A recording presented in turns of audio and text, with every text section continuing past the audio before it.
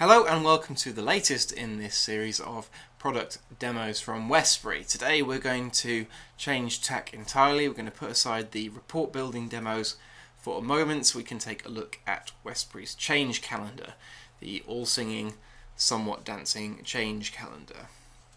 There's no singing or dancing, it's just a month's worth of change data in one simple, easy to use view. So who needs singing or dancing? Actually heard Simon Cowell's next TV show is going to be called America's Got Change Calendar, so quod erat demonstrandum clarice. Okay, let's dive straight in. I'm going to show you how the change calendar works and what it does. You'll see straight away that I'm opening a web browser because this is a web application, which means that it's lightweight, it's easy to deploy across large organizations. If you change something in the base configuration, you don't need to patch the client's changes automatically for everyone.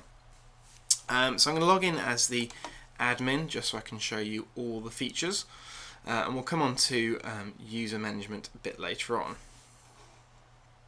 Now you'll see by default we come and we land on today's date, which is April 22nd, and because this is a sample database, we've actually got very little going on in April. Just this one entry for Queen's Day, which is a Dutch national holiday in celebration of Queen Beatrix Potter, and in Dutch that day is known as Koninginnedag. It's called Queen's Day because everyone speaks English there anyway, and that's the one day of the year when everyone loses their sense of fashion and dresses in orange, head to toe orange. Fascinating culture, the Dutch. So we're going to actually skip through this change calendar back to February, and that's going to show us some more interesting events and give you more of an idea of what's going on with this product. So if I click into February like so, then you'll see plenty of events, and you'll notice that really this is divided into two sections. On the left we have a list of all the available calendars. Now, although the product is called Change Calendar, really it's a way to view any calendar that you have the access rights to. So that could be any number of calendars, and you can toggle whether or not you're viewing them on the right hand side by with these check boxes here. So if I check all of those, then all of a sudden we've got all of these calendars and we can see all this data side by side. And really what Change Calendar does, it's a viewing tool. So all you're doing is viewing data from your HP Service Manager database, and it works equally well with Service Center and Service Desk. So you're viewing that data, and that's any data that has a start and end date or time attribute. So you can view it in this calendar format. So most likely you're going to want to use that for change management, but that could be any piece of data from within Service Manager. Also on this left hand side, you can refresh your calendars with these green icons here, or you can click on the blue ones and get a bit more information about each calendar, the description, the owner, and there's also a nice bit of HTML here. So if you do want to share this calendar on another website, the code is right there for you just to copy and paste in. Over on the right hand side we do have these events that you can see.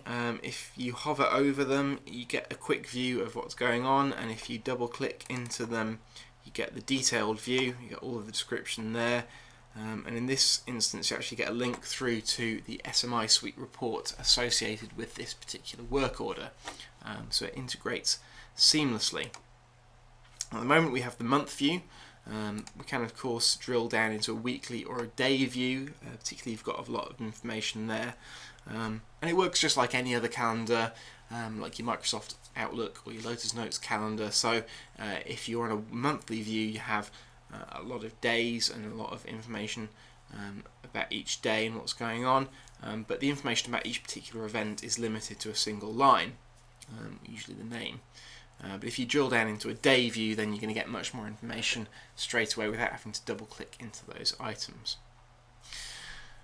The change calendar is fully configurable. Some of those configurations are made at install, things like the logo in the top left hand corner, but some you can do on the fly yourself. If you're going to manage calendars, you can do fun things like change this color coding scheme, so you can change the color of different calendars, and that just changes that for you, so it's just really your configuration, it's not a global change. And you can roll this calendar out to pretty much anyone within your organisation. You can't really do any damage. As I say, it's just reading information out of the Service Manager database, it's not writing anything back. The one exception to that is that you may want to have other calendars alongside your information from SM7 here. And you might want information that really doesn't have a place in SM7. So if you have a change freeze schedule for the year, if month end and month year you have change freezes, or you might be interested in the public holiday schedule from a resourcing point of view. So you can create calendars that are read-write and that exist only within the Westbury change calendar system and are kept separate from the Service Manager database.